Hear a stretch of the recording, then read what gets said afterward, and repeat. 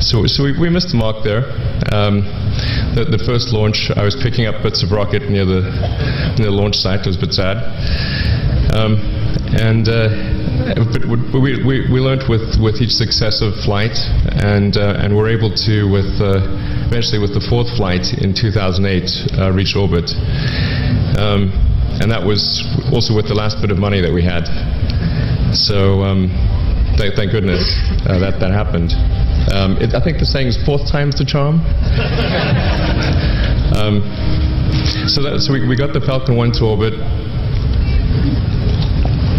and then began to scale that up to the Falcon 9, which is about an order of magnitude more thrust. It's around 1 million pounds of thrust, and we managed to get that to orbit, and then developed a Dragon spacecraft, which recently was able to dock and return to Earth from the space station. That was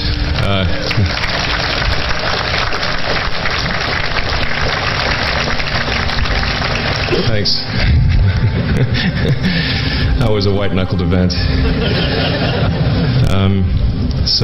Yeah, it's a huge relief. Still can't quite believe it actually happened. But there's a lot more that must happen beyond this in order for humanity to become a spacefaring civilization, ultimately a multi-planet species. And that's something I think it's vitally important, and I hope that some of you will participate in that, either at SpaceX or at other companies, because it's just really one of the most important things for the preservation and extension of consciousness. I mean, it's worth noting, as I'm sure people are aware, the Earth has been around for 4 billion years, and civilization, at least in terms of having writing, has been around for 10,000 years, and that's being generous. It's really it's somewhat of a tenuous existence that civilization and consciousness, as we know it, has been on Earth. And I think I'm actually fairly optimistic about the future of Earth. So I don't want to sort of people to have the wrong impression that I think we're all about to die. I think things will most likely be okay for a long time on Earth, but not for sure, but most likely. But even if it's sort of 99% likely, a 1% chance is still worth spending a fair bit of effort to ensure that we've backed up the biosphere, planetary redundancy, if you will.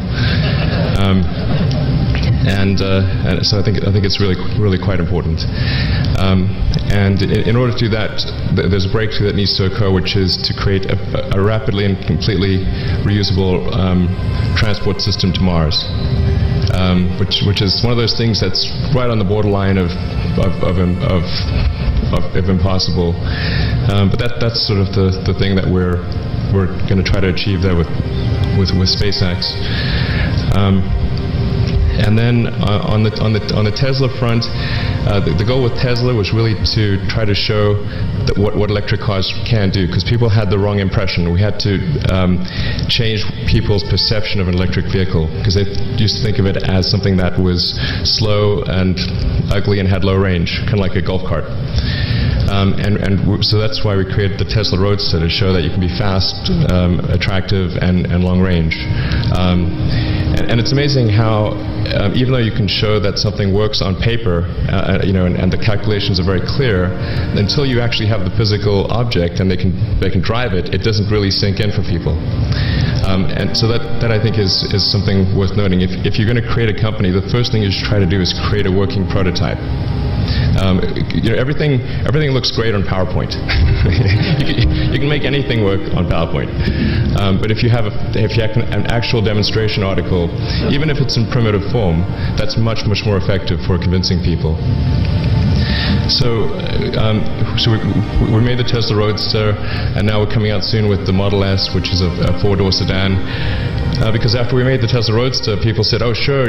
We always knew you could make a car like that. It's an expensive car, and it's low volume, and it's small and all that. But you couldn't make a real car." I'm like, "Okay, fine. We've got to make that too." So that's coming out soon, yeah. So that's the where things are, and hopefully that there are some lessons to be drawn there.